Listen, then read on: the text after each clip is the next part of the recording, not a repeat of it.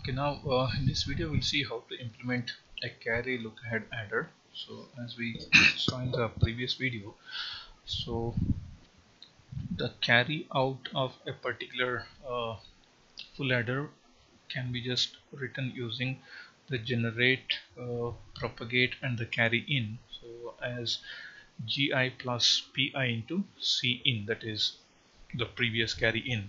So where g's and p's are nothing but g is nothing but and of a and b, and then p is nothing but this is not actually a plus b, this is actually a XOR b. This is a XOR b. Okay, sorry for that. So this is actually a XOR b.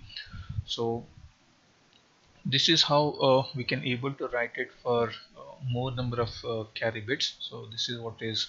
Okay, let me just show the same thing in my camera. You can see here. So this is carry look ahead adder. Okay, you can write C0 as G0 plus P0 into C in, where C in happens to be the carry in. So where of course you can write G0 as equal to A0 into B0, whereas P0 is given by A0 exclusive B0. So this is how the expression for P's and G's will look like.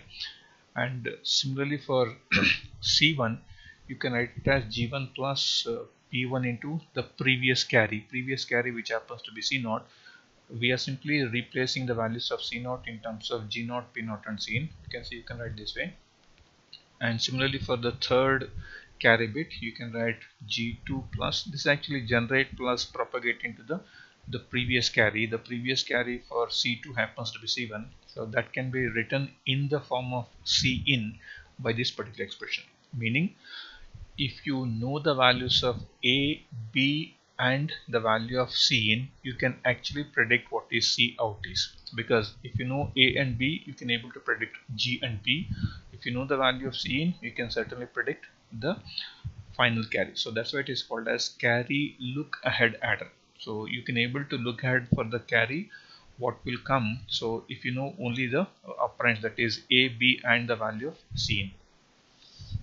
Of course, let us try to understand, okay, how do we implement this particular logic for just only the C0 bar, because this is the implementation of this Boolean expression. The CMOS implementation will always complement in nature. So I'm writing C0 bar as per this equation. So as you can see here, it is G0 plus P0 into C in. So this is in the pull down network. I'm having a ORing of P0 and C in. So G0 is ORed with P0 and C in. So this is the pull down network, and similarly this is the pull up network. And of course we know this is the Boolean expression, sorry, the truth table for this carry.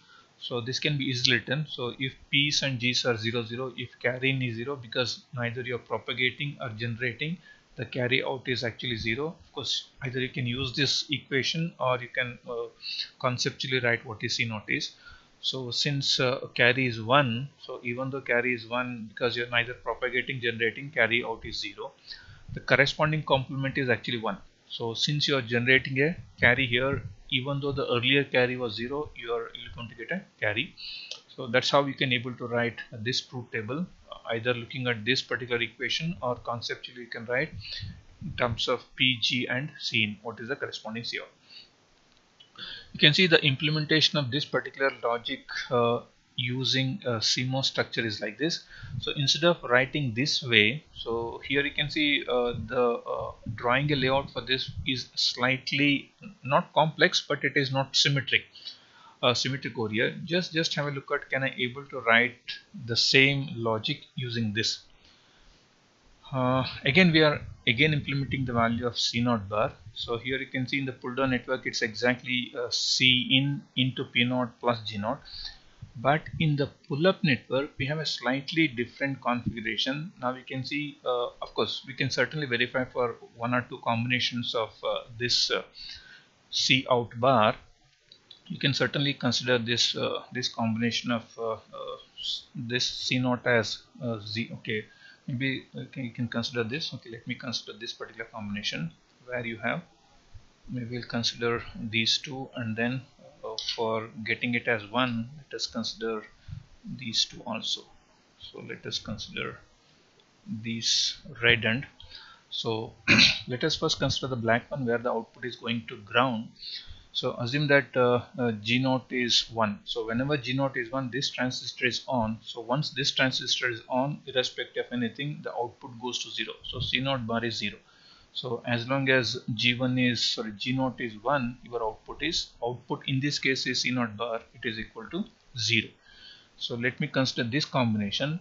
Here also you can see, since G0 is 1, and of course C in as well as P0 is also 1, so the output of C0 bar will certainly go to 0. That's what is here. Let us try to see this particular combination. It is 0 0 0. Since you have all of them as 0, so this transistor is on, this transistor is on, this is also on, you certainly get C0 bar is equal to 1, which is true here. Let me come to this particular combination where it is 1 0 0. You have a 1 here, so P0 is this is 1, so it is off, whereas these two are on. Since these two are on, because 0 0 means these two PMOS transistors are on, you'll get C0 bar is equal to 1. So of course you can certainly verify for other combinations also, even though this is not exactly the duality of pull down and pull up, but here you can see the implementation or the drawing layout or implementation of this particular logic in hardware looks very easy, because it's exactly looks like a mirror. So if you can just go back and see how it looks for a 4-bit full adder, just have a look at it. You can see how easy this would be.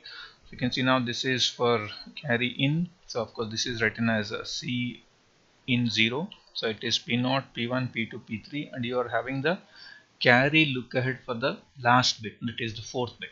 So and you can see this is for G0, G1, G2, G3, and similarly you can see it is stacked up for G0s, and this is stacking up. Of course this is for your P0s. So does it not look like a mirror?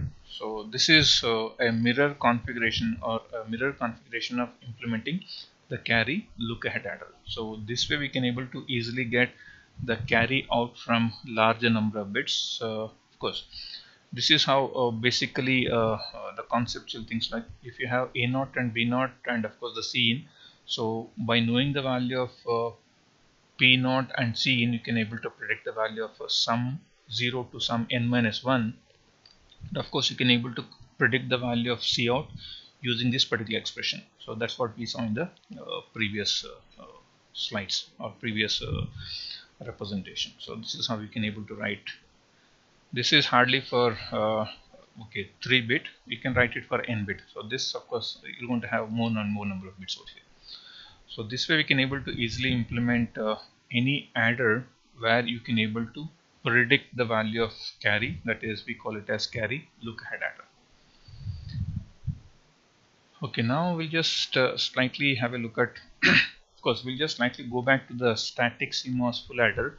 So if you can see here, okay, let me just write the expression for this static CMOS representation. Suppose if I show it in my camera, the expression for the carry would be, okay, right, I write it. So we have carry is equal to A B plus B into C in plus C in into A. So this is the expression for carry, and for the sum it is we have it as AB C in plus C out bar into A plus B plus C in. So this is one of the possible expression for getting the sum and carry, which is being implemented here. If we can carefully have a look at it, okay, let me just show both of them here. Let me just divide both the screens and then make it half. So now you can see this is the implementation of if you carefully look at this one. So I have this as this is the representation of suppose in this particular case, if I take AB plus C in into A plus B, if you can see here, this is let me just slightly move this. can you see this is a plus b, so this is a plus b into cin, that's what is this, and then plus a into b, so this is plus a into b, so plus is actually the ORing. And then of course we have its duality here. You can see these two are in parallel, they have become pares, and these two are in actually series, they have become parallel, and of course these two segments are actually parallel, have become series. And if you can see this implementation, this is actually ABC in, so this is ABC in, and that is okay. Now so let me just see, okay, that is ANDed with C naught bar. You can see this is C naught bar, this is ANDed with C naught bar, and of course you have plus ABC in, so this is coming in ORing with ABC in. Of course whatever you are getting is sum bar here, that is again complemented to get the sum. Suppose you start, of course if you can just count the number of transistors that are required, it is 28 transistor, of course, which is not a huge number, but if you start writing the layout for this particular full adder, it is so complex, you may have to have 1 or 2 breaks in your P or N diffusion so that you can able to complete the layout. Let us slightly rewrite this particular implementation of CMOS full adder using one more configuration. So of course we can also write the expression for the sum and carry in terms of course carry can be written as generate plus propagate into carry in, and of course you can write the sum as equal to P into C in, of course P exclusive C in. Just have a look at, can we able to get this is again the representation of getting a full adder output. So this is using that generate, propagate and delete thing. The main advantage of going for this type of adder is, if you can see the pull down network and pull up network, are they not looking exactly mirror to each other? You can see you have this scene here, this scene here, this is AB, this is AB. So they are exactly a mirror. Here it is again AB, it's AB. If you can see here, this is ABC and this is also ABC, and here it is you have ABC and then you have ABC. So this is what is called as mirror adder. This is what is called as mirror adder. So let us try to understand, okay, why it is called as kill and generate. So assume that A and B's are 1 1. Suppose if A and B is equal to 1 1, we know that, okay, A is equal to 1, B is equal to 1, which will if A and B's are 1 1, we know that it should generate a carry, because if you can actually, okay, let me just go back to my slide here, sorry, the camera. Okay, let me just try to see. So we have the truth table of full adder. So let me write, okay, this is AB, C in, and then this is your sum, and okay, let me write sum bar, and then carry bar. So because what we are getting is the carry bar output and sum bar output. So let me write all possible combinations: 0 0 0 0 0 1 0 1 0 0 1 1 1 0 0 1 0 1 1 1 0 1 1 1. So we know that, okay, sum is equal to 0 here, it is 1, it is 1, it is sum 0 with a carry 1, sum 1 carry 0, this is sum 0 carry 1, sum 0 carry 1, both are 1 1, here it is 0 0, oh sorry, this is actually let me write it for carry here. So let me write sum bar here, because I have written for carry here, so this is again 0. Let me write its complement. The sum bar is actually 1 0 0. I'm writing the sum bar. It is 1 0 1 1 0, and then I have the carry bar, which is nothing but 1 1 1. This is 0 1 0 0 0. Okay, let us have a look at this. When A and B's are 0 0, when A and B's are 0 0, I'm supposed to get a carry bar of 1. So carry bar of 1. So that's what you are actually killing the carry. So when A and B are 0 0, actually it is delete, meaning that carry is actually 0, but its carry bar is 1. Carry bar is 1.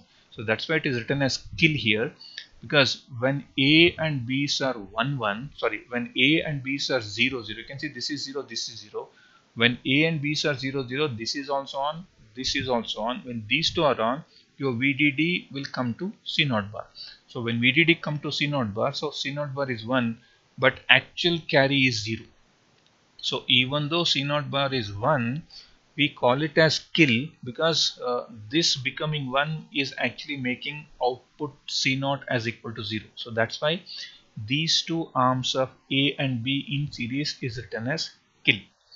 And you can see here it is written as generate. So when does it will generate is, if you can just actually see, when both A and B's are 1 1, you're going to get the carry as 1. So just have a look at this, A and B 1 1, A and B 1 1.